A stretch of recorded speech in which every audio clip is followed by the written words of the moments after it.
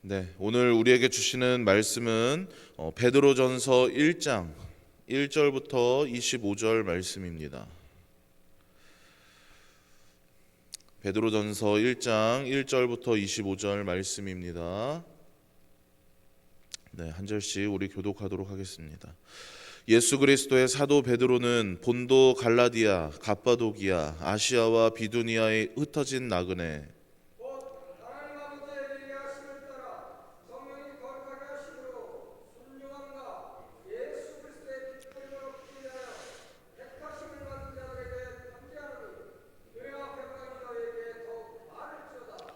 우리 주 예수 그리스도의 아버지 하나님을 찬송하리로다.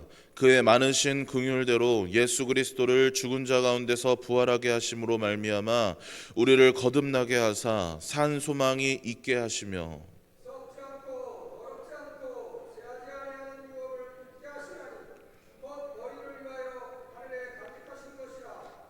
너희는 말세에 나타내기로 예비하신 구원을 얻기 위하여 믿음으로 말미암아 하나님의 능력으로 보호하심을 받았느니라.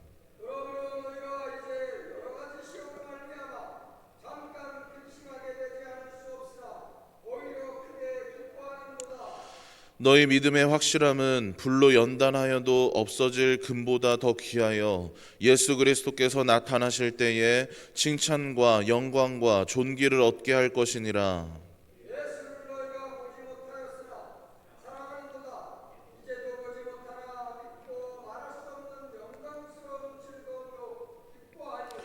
믿음의 결국 곧 영혼의 구원을 받음이라.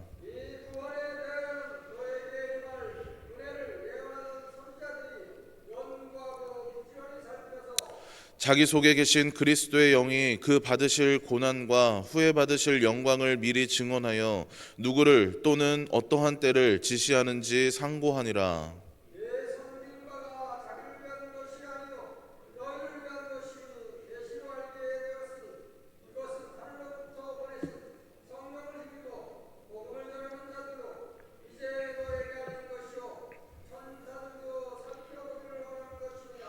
그러므로 너희 마음이 허리를 동이고 근신하여 예수 그리스도께서 나타나실 때에 너희에게 가져다 주실 은혜를 온전히 바랄지어다.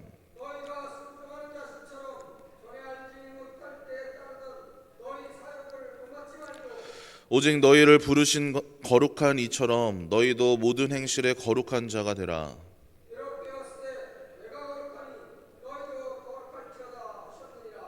외모로 보시지 않고 각 사람의 행위대로 심판하시는 이를 너희가 아버지라 부른즉 너희가 나그네로 있을 때를 두려움으로 지내라.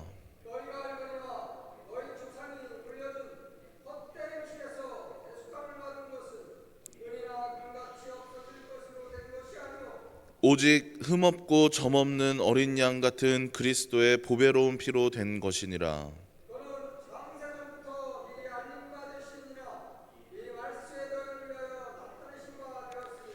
너희는 그를 죽은 자 가운데서 살리시고 영광을 주신 하나님을 그리스도로 말미암아 믿는 자니 너희 믿음과 소망이 하나님께 있게 하셨느니라.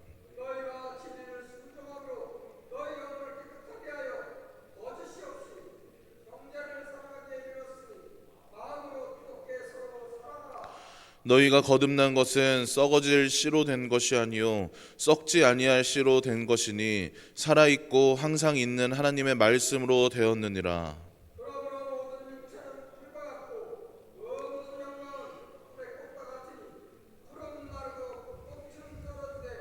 오직 주의 말씀은 세세토록 있도다 하였으니 너희에게 전한 복음이 곧 이 말씀이니라. 아멘. 네, 어제까지 우리 야고보서로 말씀을 나눴고 오늘부터는 베드로전서로 이제 말씀을 나누게 되었습니다. 베드로전서 이 말씀은요, 그 기록의 목적이 분명하게 드러나 있는 말씀입니다. 우리가 성경을 읽고 이해함에 있어서 우리가 갖고 있는 여러 가지 한계점이 있는데요. 어떤 이 언어의 한계라든지 그리고 성경이 기록된 시기와 그리고 오늘 우리가 살아가는 이 시대 가운데 시대적인 그리고 문화적인 차이라든지 이러한 한계가 있고 간극이 존재합니다.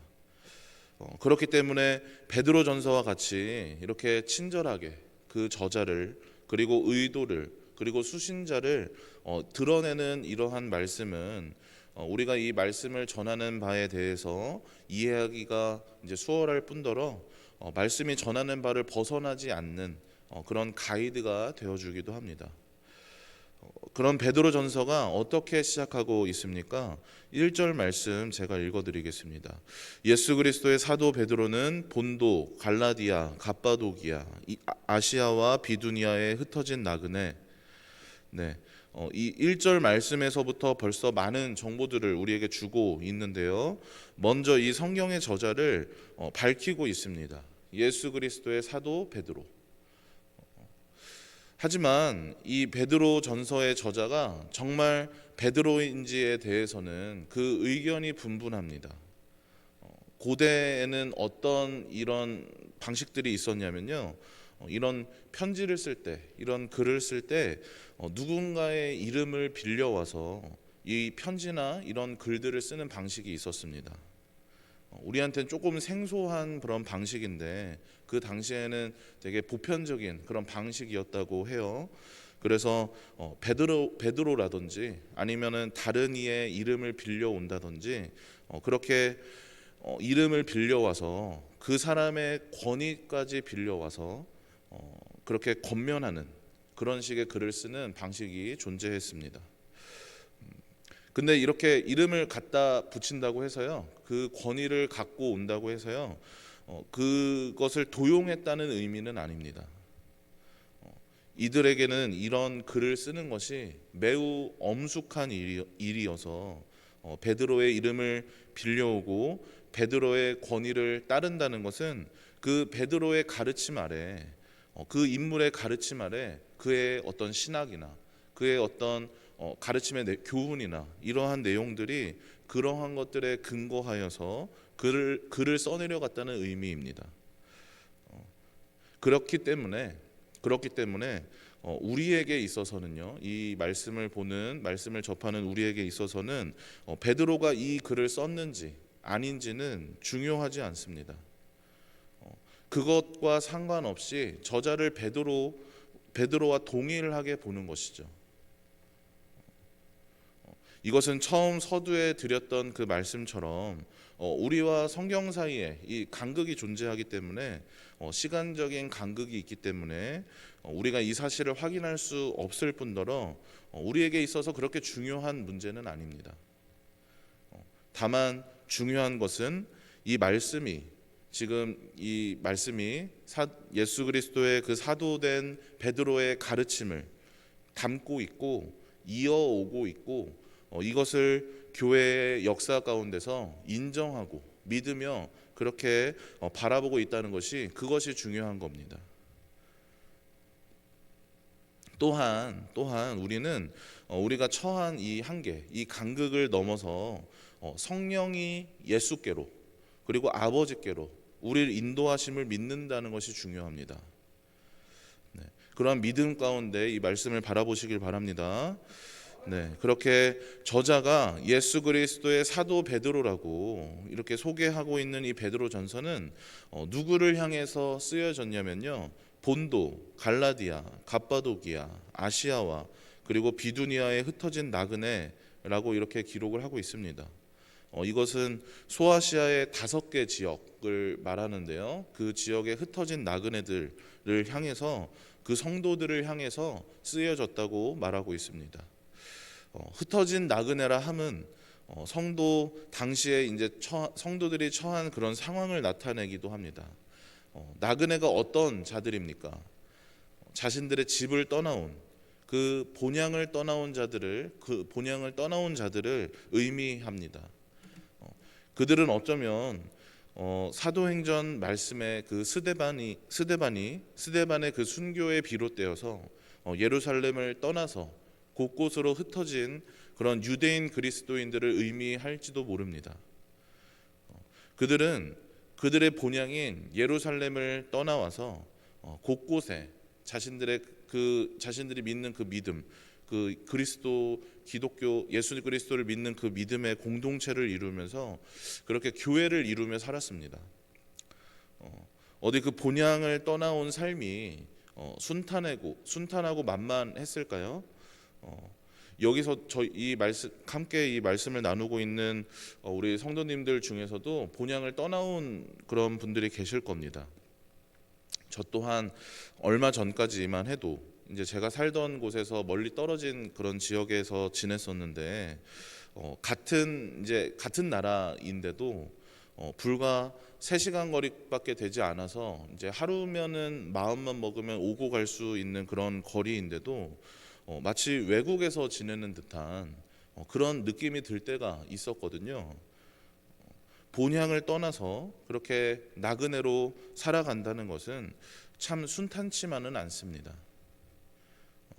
이렇게 본향을 떠나온 유대인들 또한 쉽지 않은 삶을 살았을 겁니다. 또한 흩어진 나그네라는 말을 어떤 의미로도 우리가 이해할 수 있냐면 이전에 자신들이 믿었던 그 종교에서 떠나온 자들, 그렇게 떠나온 이방인들을 의미하기도 합니다.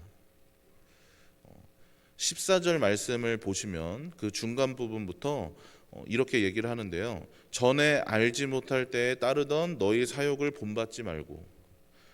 네, 그리고 18절 말씀에서도 너희 조상이 물려준 헛된 행실에서 대속함을 받은 것이라고 하면서 이전에 그들이 믿고 따르던 것에서 떠나와서 이렇게 새로 예수 그리스도를 믿게 된 것을 얘기하고 있는데 예수 그리스도의 복음은 유대인들뿐만 아니라 이렇게 이방인들에게까지도 전해져서 교회 안에는 유대인 그리스도인 그리고 이방인 그리스도인들이 생겨났습니다.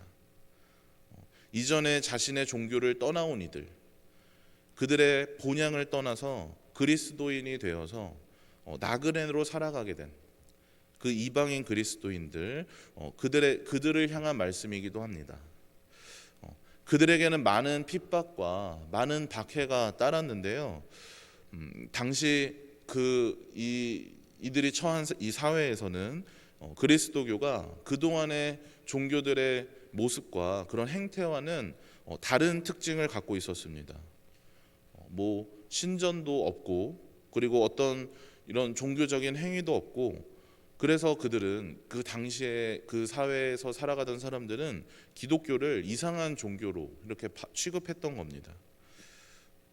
또한 이 당시에 어떤 문란하고 그리고 비도덕적인 그런 사회 분위기에서 그것을 거스르는 이 기독교 그리스도인들의 삶이 그 태도가 그들은 눈에 거슬렸습니다. 그래서 그리스도인들은 그 사회와 어울리지 않는 나그네로 그렇게 살아가게 됐고 그렇게 그들을 향해 적대적인 시선과 그런 적대적인 인식을 가진 이들로부터 핍박을 받아야만 했습니다. 우리가 로마의 어떤 국가 전체적인 박해가 있는 것을 알고 있죠. 그러한 박해가 있기 전부터 그리고 그 박해가 끝났음에도 교회를 향한 이런 곱지 않은 시선들, 그러한 시선들은 늘 존재했고 그로 인해서 억울하게 재산을 빼앗기는 이도 그리고 억울하게 감옥에 갇히는 이도 있었으며 또한 억울하게 목숨을 잃는 이도 있었습니다. 그래서 그런 그들에게는 늘 이 배교의 위험이, 유혹이, 이 믿음을 떠나는 유혹이 존재했고 다시 자신들의 본향을 찾아가게 되는, 본향으로 돌아갈 그런 마음, 그러한 유혹이 그들에게 존재했습니다. 그러한 고난과 박해에 시달리며 다시 되돌아가고자 하는 그런 유혹을 받아야 했던 그들을 향해서 오늘 말씀은 이렇게 말합니다. 우리 3절 말씀 한번 같이 읽어보겠습니다. 우리 주 예수 그리스도의 아버지 하나님을 찬송하리로다. 그의 많으신 긍휼대로 예수 그리스도를 죽은 자 가운데서 부활하게 하심으로 말미암아 우리를 거듭나게 하사 산 소망이 있게 하시며. 아멘. 우리에게 산 소망이 있다라고 말합니다.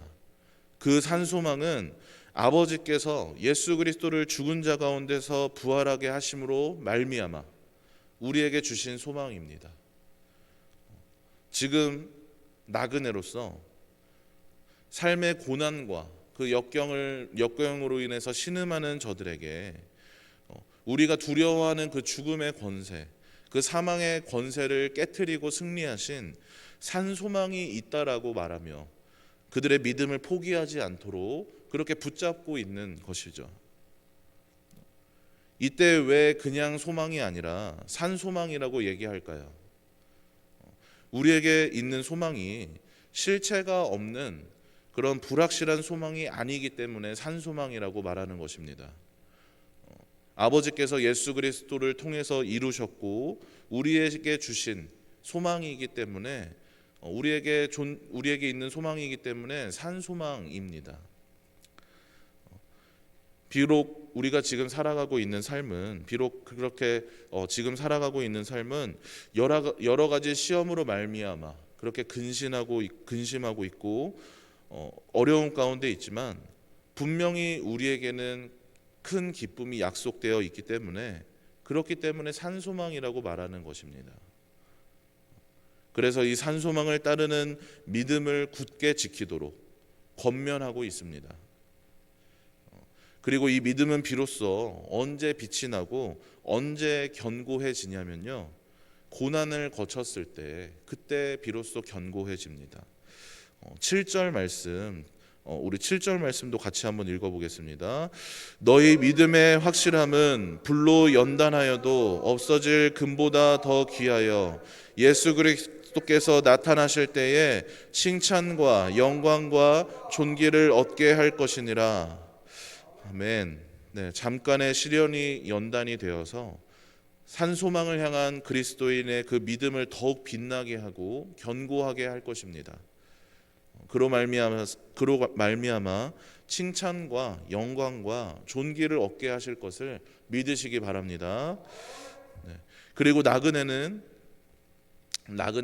또한 예루살렘 본향을 떠나 살아가는 그 유대인 그리스도인들, 자신들의 종교를 떠나서 예수 그리스도를 믿게 된 그 이방인 그리스도인들, 이들뿐만 아니라 누구를 또 얘기하냐면 아버지 집, 그 본향을 꿈꾸며 살아가는 우리를 말하기도 합니다. 우리가 지금 살아가고 있는 이 세상은 우리는 그저 잠깐 머물다 가는 것일 뿐, 결코 영원히 이 땅에 머무는 것이 아닙니다. 우리는 그렇게 이 땅에 찰나를 스쳐 지나가는 그러한 인생들입니다. 그렇기에 이 세상은 우리의 집이 아니고 우리는 언젠가 돌아갈 곳이 분명히 존재합니다. 이러한 우리 또한 본향을 떠나온, 그리고 본향을 향해서 살아가는 나그네로 살아가고 있습니다. 하지만 어리석은 우리는 어떻습니까?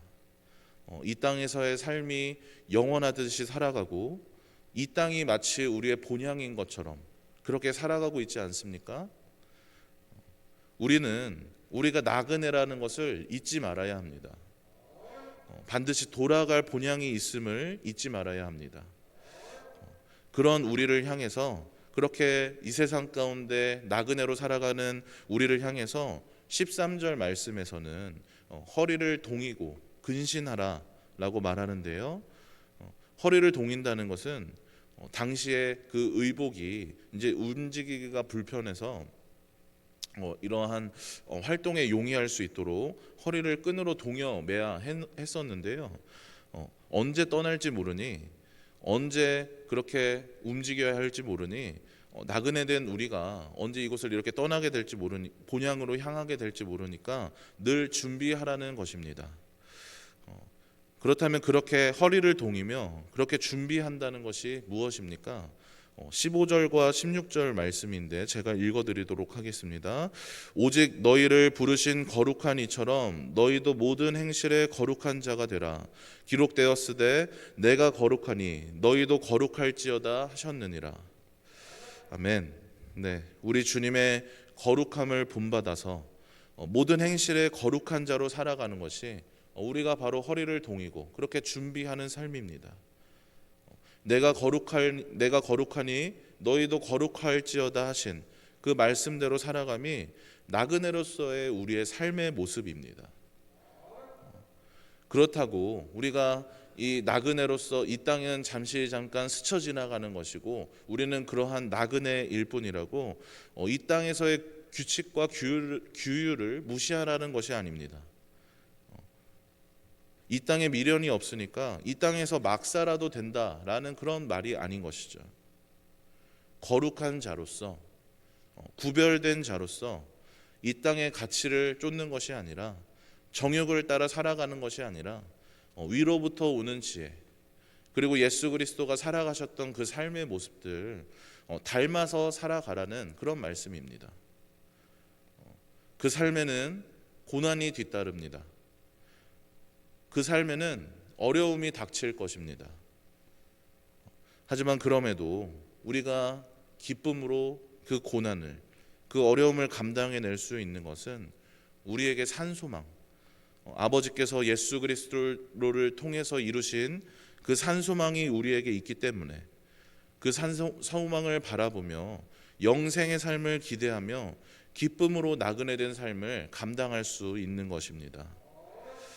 우리 마지막으로 24절, 25절 두 말씀을 읽고 마무리하도록 하겠습니다. 그러므로 모든 육체는 풀과 같고 그 모든 영광은 풀의 꽃과 같으니 풀은 마르고 꽃은 떨어지되 오직 주의 말씀은 세세토록 있도다 하였으니 너희에게 전한 복음이 곧 이 말씀이니라. 아멘. 네, 풀은 마르고 꽃은 시드나 주의 말씀은 세세토록 있습니다. 이것이 우리의 복음이고 우리의 산 소망입니다. 그렇게 우리에게 주어진 이 땅에서의 사명 가운데 나그네로서, 거룩한 자로서 그렇게 감당해내시며 산 소망에 합당한 삶을 살아가시는, 거룩한 삶을 살아가시는 그런 여러분들 되시길 주님의 이름으로 간절히 소망합니다.